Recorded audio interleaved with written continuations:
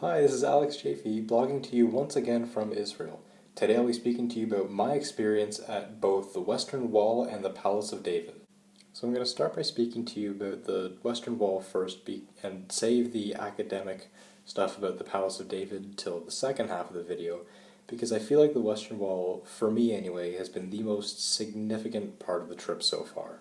So we actually started the day by going underground to see the various levels of the Western Wall, which is really cool for a few reasons. First of all, when we went underground, we saw a bunch of ancient mikvahs, which the high priests would have used, or, if I'm correct, those who were really rich, who could actually afford to go purify themselves by the temple. Second of all, we got to see the wall itself and how it developed throughout the ages. What's at the very top is the Herodian wall, built in Roman times by, well, Herod. Then, when we went down, we got to see evidence of the wall from Maccabean era, as well as, I think, from the Second Temple period as well. Thirdly, we got to see how the wall underground is also venerated as it is up above. When we were going through the wall down below, you also saw these little pieces of paper that were wedged in between cracks in the wall. These little pieces of paper are actually prayers that people have written down and stuck in the wall in the hopes that their message will reach God through the wall. What's really interesting about this is that when we went down, we saw women praying at the wall. Now, to Westerners, this might not seem too unusual, but in Israel, at the wall, there's a section for men and for women. And there's been a massive debate going on about that in the last 25 years, started by a movement called Women of the Wall. As I mentioned in my text blog, Women of the Wall is a group dedicated to getting women the right to pray at the wall just as the men can do. Now, this is a problem with Orthodox Judaism, which is only recognized by the state. After 25 years of court battles and struggling with Orthodox Judaism, the Women of the Wall movement has managed to successfully get a spot at the wall solely for women. Going back to beneath the wall, you actually got to see women praying there, which is interesting because the designated space for women to pray is up top.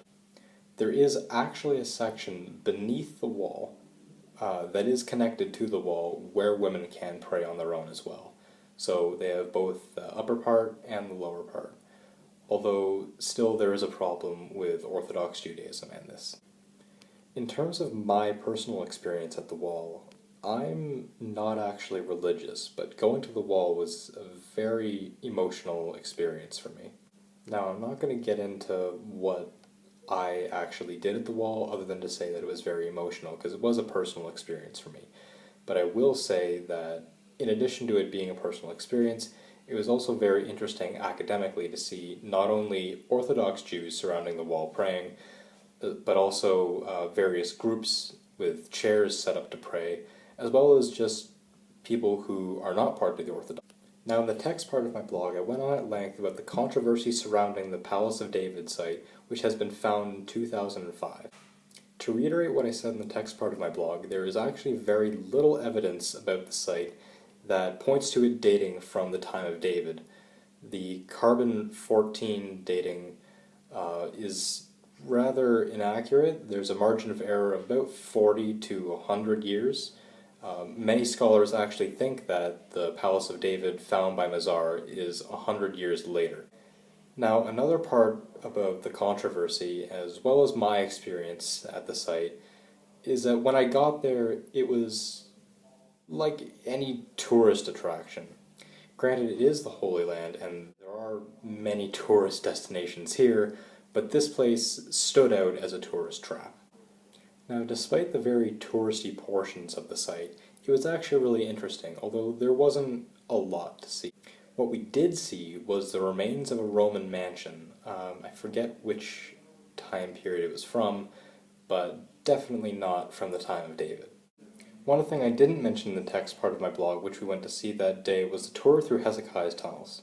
Once you get past the whole concept of a dark enclosed space, it's actually a lot of fun.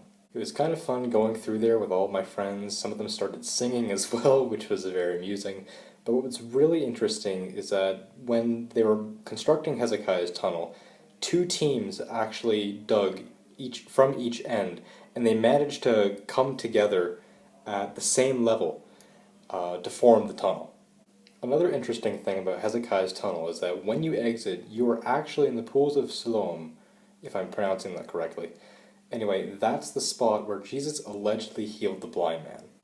So, to wrap this up, both the Palace of David as well as Hezekiah's tunnel was really cool, but probably the most significant and emotional part of the day was the Western Wall. And I hope you get to go there at some point, even if you're not religious, because it is a very emotional experience that I think is probably a good thing to have. Thank you again for watching my video, and I'll talk to you again soon. Bye.